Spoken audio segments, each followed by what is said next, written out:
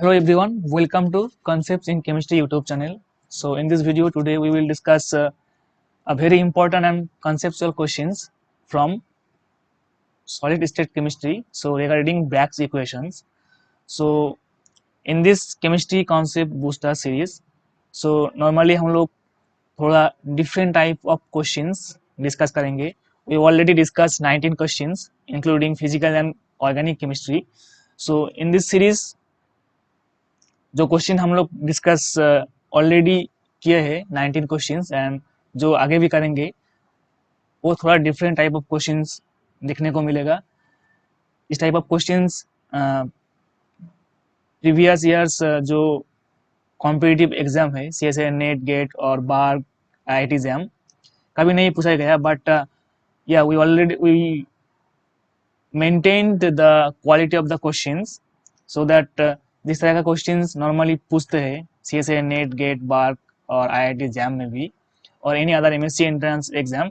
सो हम लोग this series में जो क्वेश्चन डिस्कस करेंगे हम लोग क्वालिटी मेंटेन करेंगे, बट थोड़ा डिफरेंट टाइप ऑफ क्वेश्चंस देखेंगे so that I think by solving this type of questions in this series it will improve the question solving power and improve your chemical knowledge in depth. So let's see the question number 20 in chemistry concept booster series.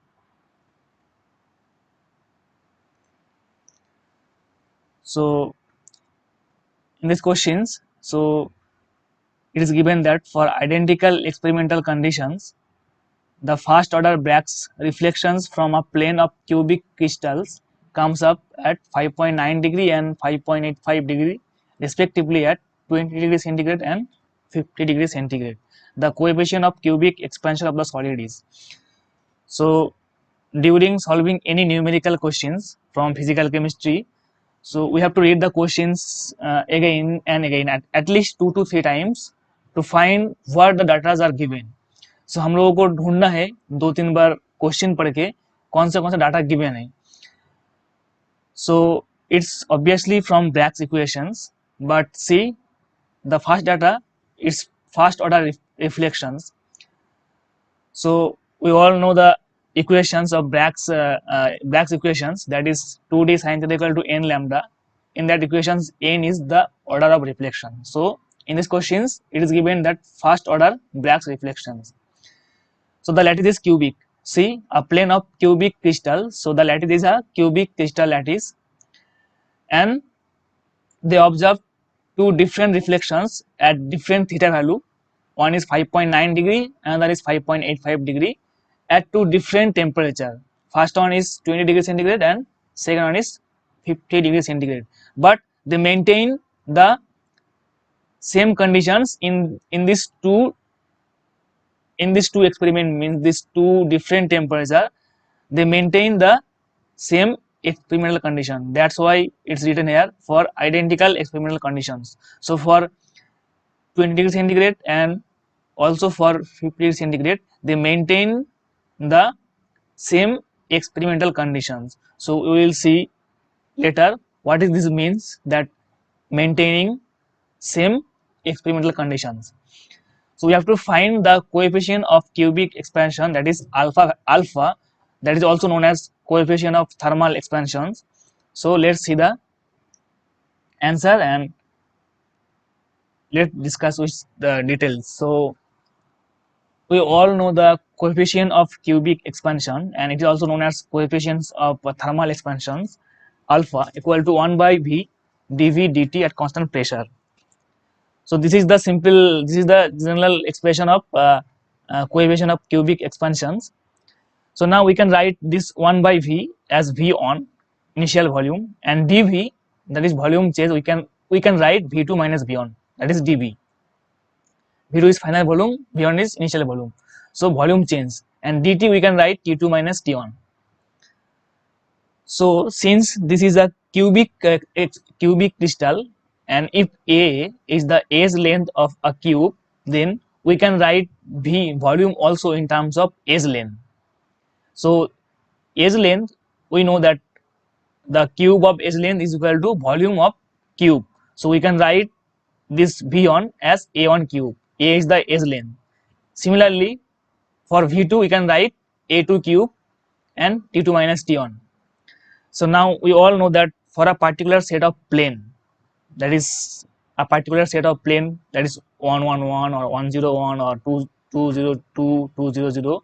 So we can write A proportional to D. A means the edge length, proportional to D means the interplanar distance or interplanar separations. So we all know these equations. D equal to A by root over h square plus k square plus L square. For a particular plane, this value is constant. H square plus k square plus L square is always constant. So we can write A proportional to D. Now from this above expressions, these expressions, if we want to write this expression in terms of D, so we can replace the A term by using D directly, since A directly proportional to D. So it's become alpha equal to, just in place of A we have to write D. So since 1, we can write D1 cube. For A2 cube we can write D2 cube minus D1 cube, T2 minus T1. So now from this simple expression of alpha, we got alpha expressions in terms of D, means interplanar separations, and temperature. Different interplanar separations D2 D1 and different temperature T2 T1. Now the first line says that for identical experimental conditions, so it means that identical experimental condition means for for the experiment, so they did experiments in 2 different temperature, and for that experiment they maintain the n value, means order of reflections, and lambda value means the light of wavelength same. So that's why they said that for identical experimental conditions. So in the whole experiment, so they did experiments into different temperature, they maintain for 2 cases n and lambda same. That's why we can say that they maintain the identical experimental condition in these 2 different experiment into different temperature. So if lambda and n value constant, then from this Bragg equations 2d sin theta equal to n lambda, since these are constant, 2 is also constant, we can write d equal to 1 by sin theta or d proportional to 1 by sin theta. Since d is inversely proportional to 1 by sin theta, so from this equation number 1, we can write in terms of sin theta. Just we have to replace d by 1 upon sin theta. So from these Bragg's equations we can write that d proportional to 1 by sin theta. So in these expressions, if we want to write this alpha expressions in terms of sin theta, then we have to put 1 upon sin theta in place of d. So for d1 we just put 1 in place of d1, 1 upon sin theta 1 cube, d2 1 upon sin theta 2 cube minus 1 upon sin theta 1 cube, t2 minus t1. Now this is the final equations we need to solve the questions. See, in the questions 2 different theta value and 2 different temperature are given. We have to find the coefficient of cubic expansions. Now from this simple expression of alpha we got expressions where different theta value and different temperature function are there. So if we put this put the value of different theta and different temperature value, we will get the alpha value. So now theta 1 is 5.9 degree and theta 2 is 5.85. T1 is 20 degrees centigrade, T2 is 50 degrees centigrade. So if we put the value, so now theta 1, if we put 5.85, then sin theta 1 become 0.103. Since it is 1 upon sin theta 1, so this sin theta 1 will goes up. Just the sin theta 1 equal to 1.103, 0.103. If we put theta equal to 5.9, if we put theta equal to 5.85, then it will become 0.101. So 1 upon 0.101 cube, 1 upon 0.103 cube. Thus we are putting the theta value here. So so and temperature, first one is 20 degrees centigrade means 323 Kelvin, or second one is 50 degrees centigrade means 323 Kelvin, and 20 degrees centigrade means 293 Kelvin. So here we are putting the temperature as Kelvin. So now from this expression, if we calculate all the values, it will become 1.99 into 10 to the minus 3 degree inverse. So this unit, we all know the degree of the unit of alpha is the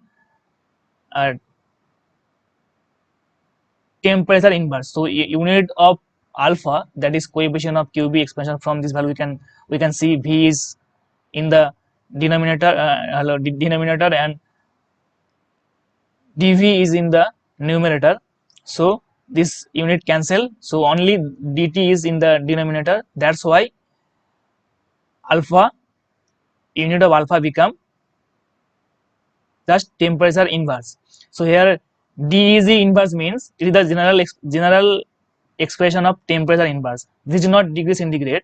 If we express temperature as Kelvin, then it will become Kelvin inverse. If we express temperature as degree centigrade, then it will become per degree centigrade, means degree centigrade inverse. So this DEG inverse means this is the general expression for temperature inverse unit. Here we put temperature as Kelvin, then it will become Kelvin inverse. If we put temperature as degree centigrade, then we will get same result, and the unit will be per degree centigrade or degree centigrade inverse. So these are simple calculations.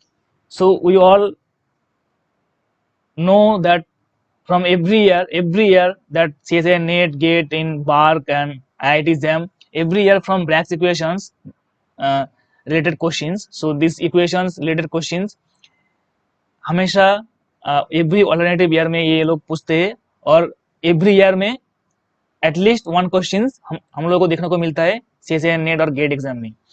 So just this is the basis of this question is the Bragg's equations and the expression of coefficient of cubic expansion, that is 1 by V dV dt. From these two simple equations we just modify the whole expressions of alpha.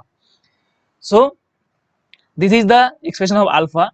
So we can write V as V1 and dV as a change in volume, means V2 minus V1, dt also T2 minus T1. We all know volume is, if we want to write volume in terms of edge length for cubic, then we can write edge length to the power cube. So it become A1 cube, A2 cube minus A1 cube. We all know for a particular plane that A proportional to D. We all know these equations. So this value is constant, then we can write A proportional to D. Now in these equations we just put D value in place of A. So from in these equations we got expressions of alpha where temperature function, different temperature function are there, and D means interplanar distance or interplanar separation is there. Now we want to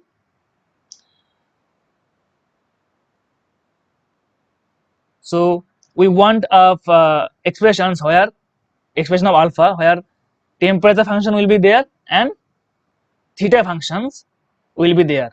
So we all know 2d sin theta equal to n lambda. If n and lambda are constant, then we can write d proportional to 1 by sin theta. So d proportional to 1 by sin theta. Now in place of d we have to put the 1 by sin theta term. Since d1 1 by sin theta 1, d2 1 upon sin theta 2 cube.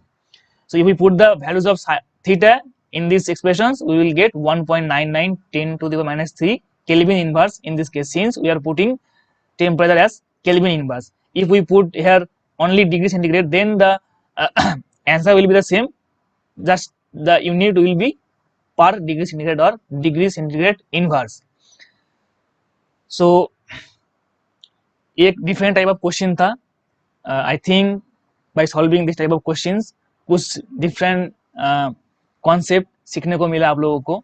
So the answer of these questions is so 0.00199 degree inverse. So that is 1.99 into 10 to the minus 3 degree inverse, means Kelvin inverse. This is not degree centigrade. This is the general expression of temperature inverse. Unit of temperature inverse means either Kelvin inverse or degree centigrade inverse.